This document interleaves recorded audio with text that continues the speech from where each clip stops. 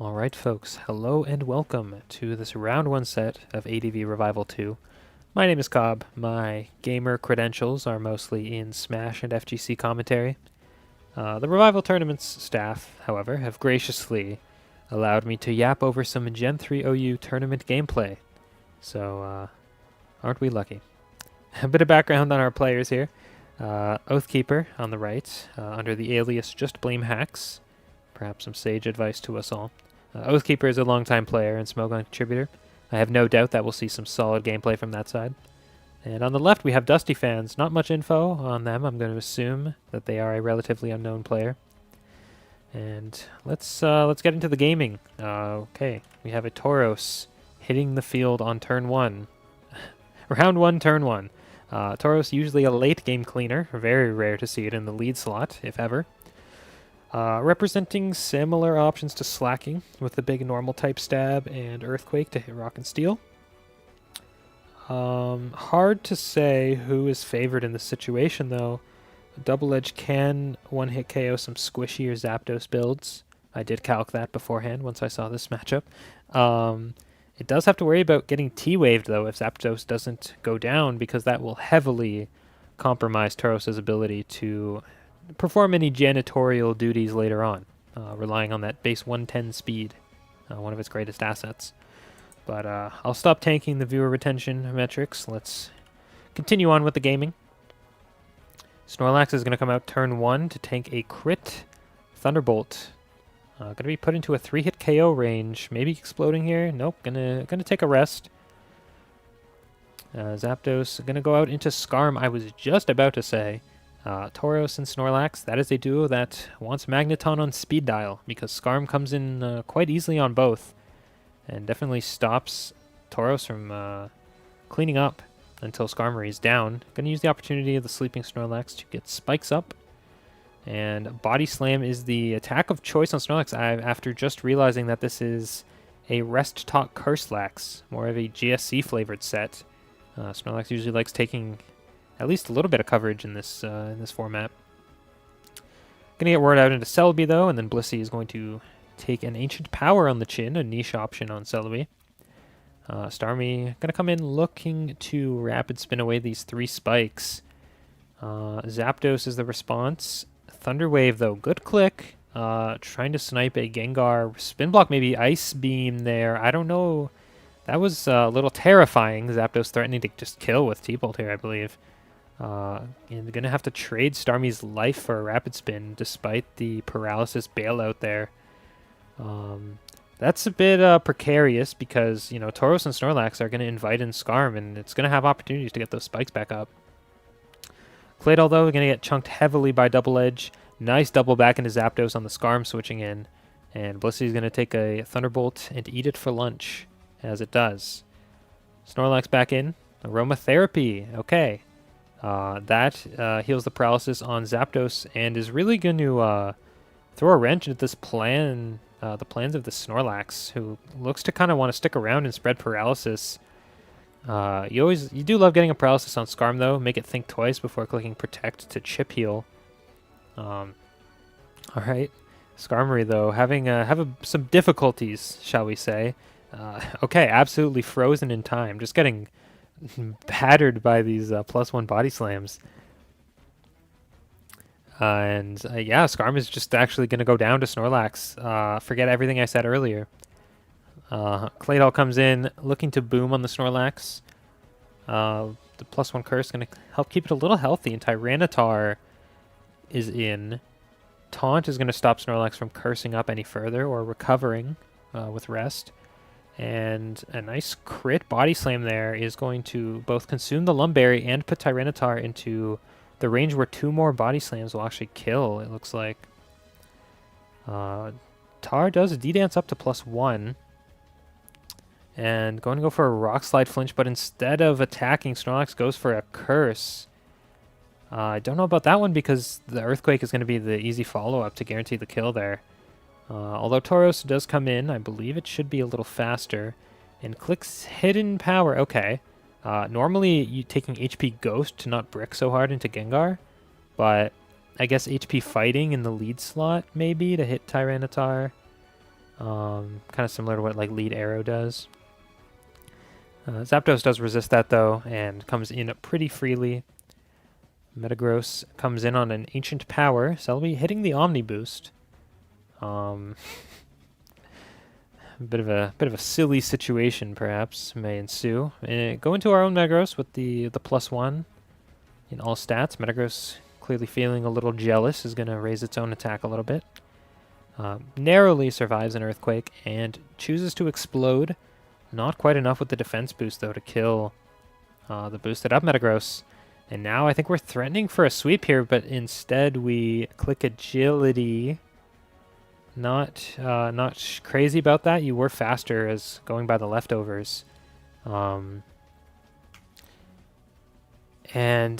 suddenly this endgame looks a little bit not great for Dusty, especially because it's the Ice Beam Blissey. Zapdos and Celebi definitely just don't want to sit in tanking those. I guess it'll come down to the rest of the Celebi set. I think all we know about it is that it has Ancient Power, and Baton Pass, of course. But Zapdos is getting very, very low, especially with the sub it just put down. The Paralysis did buy a little turn for Zapdos to do that, but Blissey can sit in on this Zapdos pretty comfortably, it looks like, and Aromatherapy means that that Paralysis is not there to stay. And, okay, it's Swords Dance Celebi as well. On this team, maybe looking to pass that to like Tauros or Agility Metagross. That's a fun concept.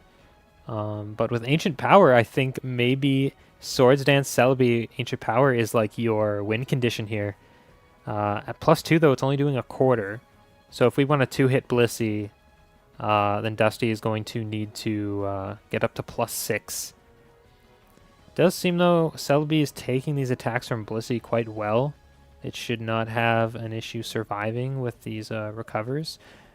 Okay, swinging another Ancient Power, and you got to be careful with the PP. Ancient Power only having 8, and we have 4 left. We are presumably going to need 2 of them to kill Blissey at +6, and probably another one to get the Zapdos. Not sure if Zapdos is quite low. Not sure if you'll win the mirror in the Zapdos endgame otherwise. But yeah, I think we're going to see maybe Oathkeeper looking for an Ice Beam bailout. Suddenly on the back foot, actually, when you consider once Celebi gets to the +6 and Ancient Power starts 2-hit KOing, if Blissey swings, then it can't, like, it doesn't soft boil that turn, then Ancient Power is going to put it too low and it'll die to an Ancient Power the next turn. So the win condition here for Oathkeeper is going to be to stall this Celebi out of Ancient Powers, but, you know, that's relying on Dusty to get impatient and not go through with the full PP stall and just swinging. And once you stall out all the Ancient Power PP, I don't think this Blissey can die.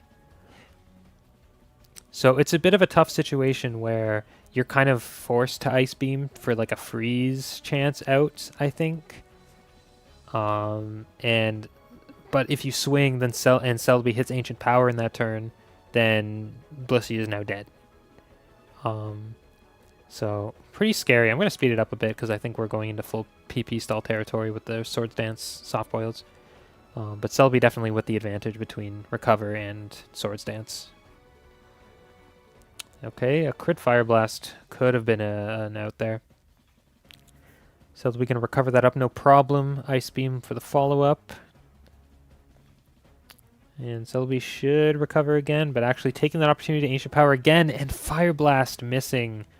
Celebi would have lived, but because, yeah, Celebi clicked Ancient Power that turn without the Soft Boil to back it up, Blissey goes down, and we're faster than the Zapdos, so the Zapdos will also go down. The SD Pass Celebi turning into the sweeper there, and clutching out the endgame for Dusty fans. Nice piloting, good awareness of the PP stall situation. On to Game 2 between these gamers. The leads this time around are Metagross slacking. Slacking threatening a huge damage Earthquake, if not a kill, onto this Metagross. Metagross can't really say the same, even with Choice Band, unless it explodes, which, whether you want to do that this early, is up to your discretion as the player in Dusty Fans' situation. Gengar will be the switch-in, and we see the Earthquake, the Layer 1 option, no need to overthink. Slacking typically carrying Shadow Ball to snipe Gengar on a prediction, but in this case Slacking comes back in, Celebi getting rid of that Hypnosis. And this time we see a Shadow Ball into Snorlax. The nice duo here, going to keep Slacking guessing at least, doesn't give it as much free pressure. And Celebi's going to Leech Seed up on the Snorlax, which is body slamming.